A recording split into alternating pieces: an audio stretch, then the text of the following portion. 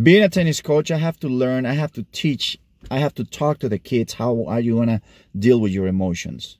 You know, you're going to face them. It's a fact, especially in tennis, that it's a singles sport. It's just you on the court. Maybe you're playing doubles, but still, even in doubles, it's just you and your partner. And if you lose, you really don't go and talk to your partner about your emotions when you lose.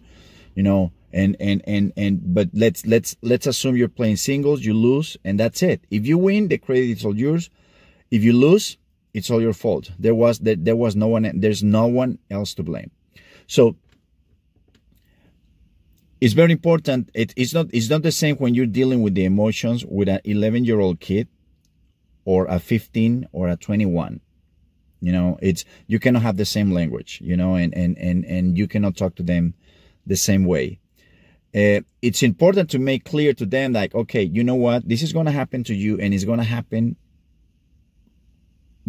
consistently. This is not something that happened today, and you're gonna go out there and play, and then you're gonna, you know, you're just gonna win 10 or 15 matches in a row, and you're gonna be fine. You're consistently, you can do well, but even doing well, you're gonna be winning, and then lose.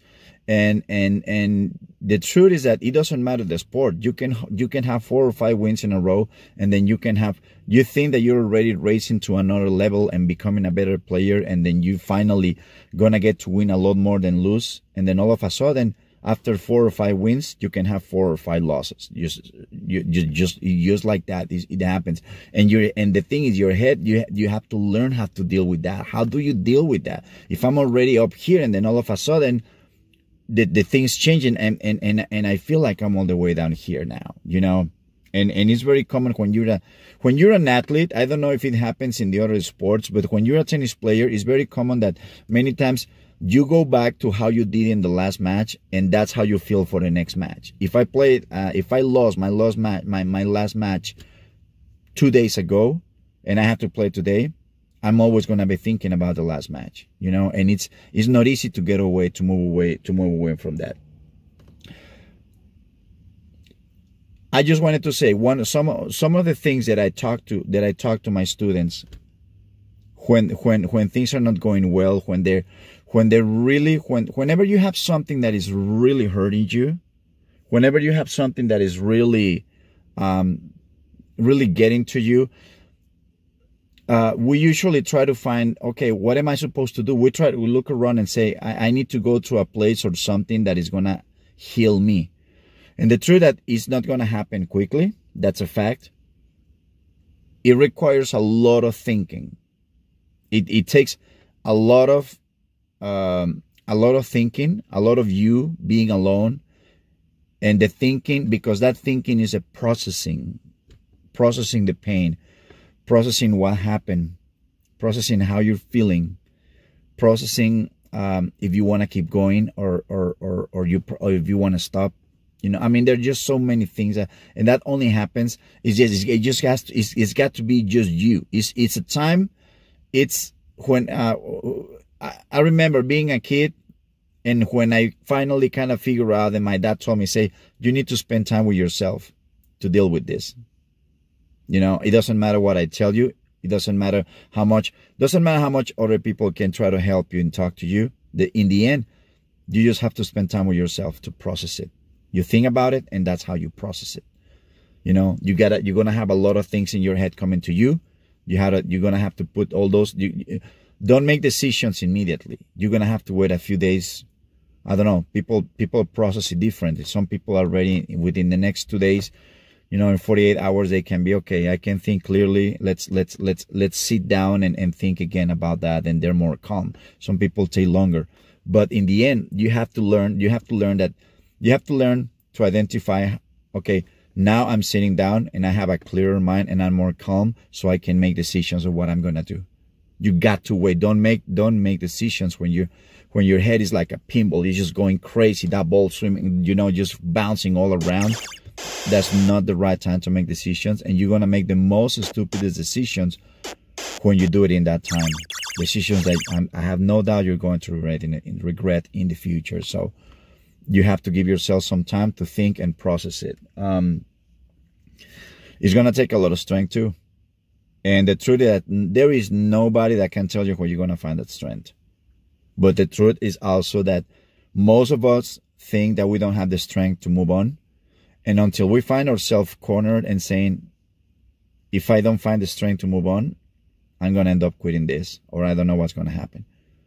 And you usually find that it just happens. It's like those things that other people want to talk to you and tell you, oh, you know, you do this and this is happen like that. You just have to do that.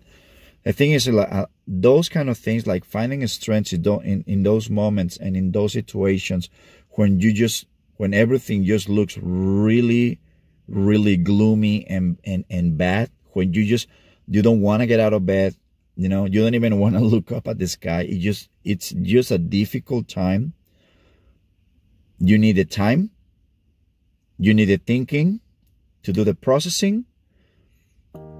And usually you find the strength, you know, within you. It just happens. It's like, for whatever reason, that all that hurting pushes it out. It's like, I'm getting into this. I'm invading you. I'm embracing you. I'm taking all of you. Then all of a sudden it's trying to get into an area where we have the strength, and boom, it comes out.